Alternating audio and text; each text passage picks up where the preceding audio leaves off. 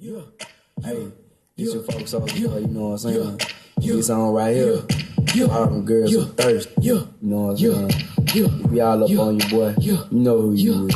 She thirsty, she thirsty, she thirsty, she thirsty, she thirsty, she thirsty, she thirsty, she thirsty, she thirsty. Mr. Steel Girl is back.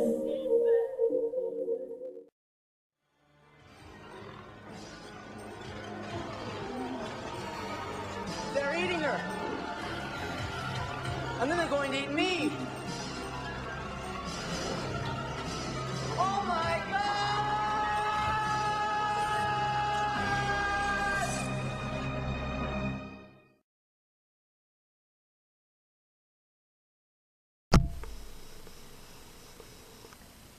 Hey there. I'm sure you're wondering who was the ruffian that started all this willy-nilly business. Let's just take a moment and talk about Henry VII. The Tudor dynasty begins with Henry Tudor, aka Henry VII, whose rise to power was actually quite a bit miraculous. Henry VII was born the 28th of January, 1457, to the 13-year-old Margaret Beaufort, who was at the time the Countess of Richmond. His father, Edmund Tudor, died 3 months before his birth.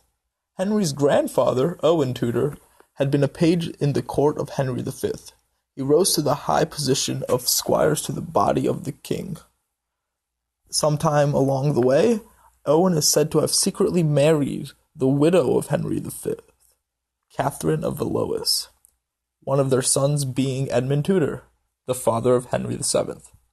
Edmund was made Earl of Richmond in 1452 and was formally declared legitimate by Parliament.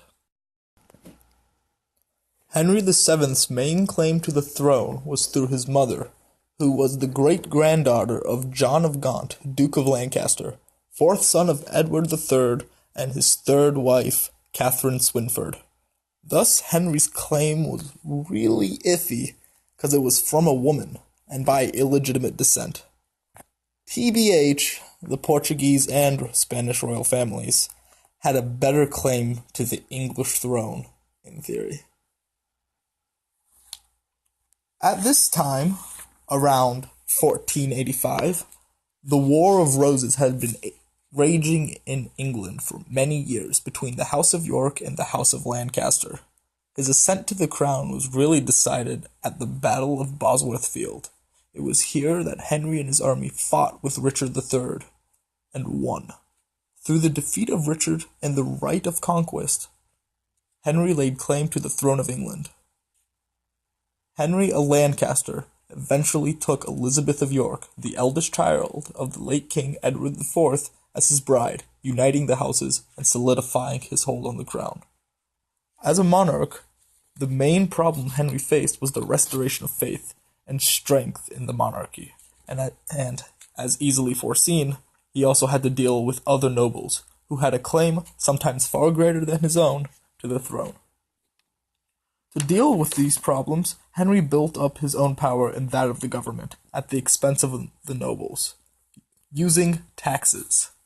This solved another major problem of the English throne, which was an almost completely bankrupt treasury. England had never been the wealthiest of countries, and after the War of Roses, it became even less so. Through some clever economic ideas, Henry managed to attain quite a bit of wealth during his reign. Henry VII improved tax collection within the realm by introducing ruthlessly efficient mechanisms of taxation.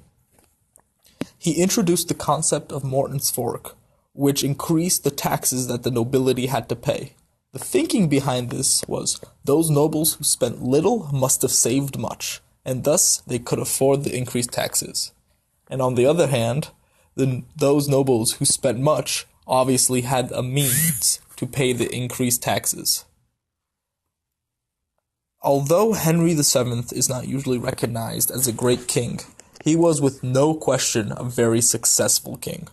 He had managed to establish a dynasty after 30 years of war, and at the same time, he had strengthened the judicial system as well as expanded the treasury. and he had also successfully denied all other claims to his throne. The monarchy that he left behind was a fairly secure one, and most definitely a wealthy one. Henry VII had 7 children, ironically, yet only 4 of whom survived infancy: Arthur, Henry, Margaret, and Mary. Arthur, the original heir to the throne, died shortly after his marriage to Catherine of Aragon, leaving the throne to Henry, who took the throne under the name Henry VIII.